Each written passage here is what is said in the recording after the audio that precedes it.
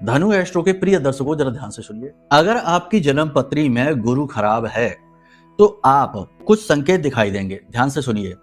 अगर आपकी शिक्षा है वह पूरी ही नहीं होगी, अधूरी रह जाएगी, और अगर आपने जो शिक्षा हासिल की है तो वह आपके किसी काम नहीं आएगी, यानी कि एक तरफ रख जाएगी और आपको कुछ और ही करके रोजी रोटी कमानी पड़ेगी।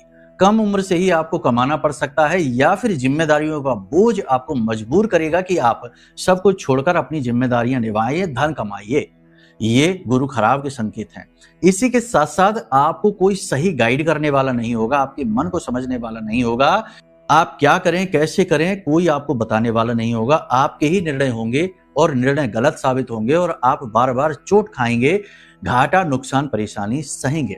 अकेलापन आप महसूस करेंगे, विवाह में देरी होगी और विवाह होने के बाद वैवाहिक सुख भी आपको ढंग से मिलेगा नहीं, क्लेश तनाव बना रहेगा। संतान सुख में भी दिक्कत रहेगी, संतान होगी ही नहीं, और होगी भी तो वह ऐसी होगी कि आपको कष्ट ही देगी। इसी के साथ साथ पैसे के लिए आप चाहे कितना ही पैसा कमा लीजिए, रोक नहीं पाएंगे। एक तरफ से आएगा, दूसरी तरफ से निकलता जाएगा। तो कहने का मतलब यह है कि कुंडली में गुरु खराब है तो जीवन ही खराब हो जाता है, क्योंकि कुंडली का आधार ही गुरु है, जीवन का आधार ही गुरु है। गुरु के बिना तो जीवन ही अपूर्ण होता है। ठीक है, तो अब ऐसे में क्या करें? तो गुरु खराब कैसा है, किस प्रकार से है और उसे कैसे ठीक करना है, ये तो सही तरीके से पता चलेगा जब आप अपनी कुंडली का आकलन करा लें।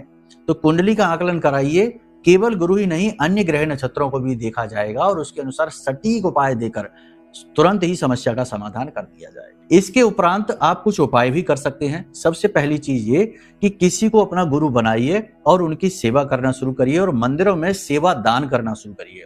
केवल प्रसाद चढ़ाना नहीं, मंदिर में झाड़ू लगा लीजिए, पोछा लगा दीजिए, थोड़ी बहुत साफ सफाई जो भी आप कर सकते हैं, मंदिर में पानी भर दीजिए, भोले बाबा का जो भी चाहे वो हेल्प कर दीजिए, जैसा भी चाहे वैसा। वहां जो पानी फैला रहता है शिवलिंग के आसपास, वहां सफाई कर दीजिए, कुछ भी कर सकते हैं, सेवा दान करिए मंदिरों में जाकर। इसी प्रकार गाय को हरी घास खिलाइए, दिन में एक रोटी गाय को ऐसी खिलाइए जिसके ऊपर हल्दी से स्वास्तिक बनाया गया हो, ऐसी रोटी गाय को खिलाइए। साथ ही साथ हरी घास के साथ कुछ कच्चे आलू जिन्हें बीच में से काटकर उसमें पीसी हल्दी मिला लीजिए थोड़ी थोड़ी, और वो आलू भी अपने हाथों से खिलाइए। साथ ही साथ गाय के ऊपर जो कुबड़ है उसके ऊपर हाथ फेरिए। इस तरह आपका गुरु अनुकूल होना शुरू हो जाएगा।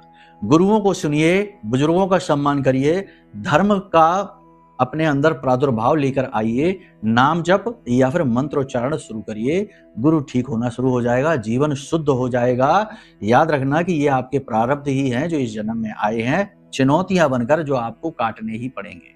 तो बस इन बातों को आचरण में लेकर आइए और देखिए जीवन कैसे बदलता चला जाता है क्रमिक तरीके से। चलिए प्रेम से बोलिए जय माई की, जय मां।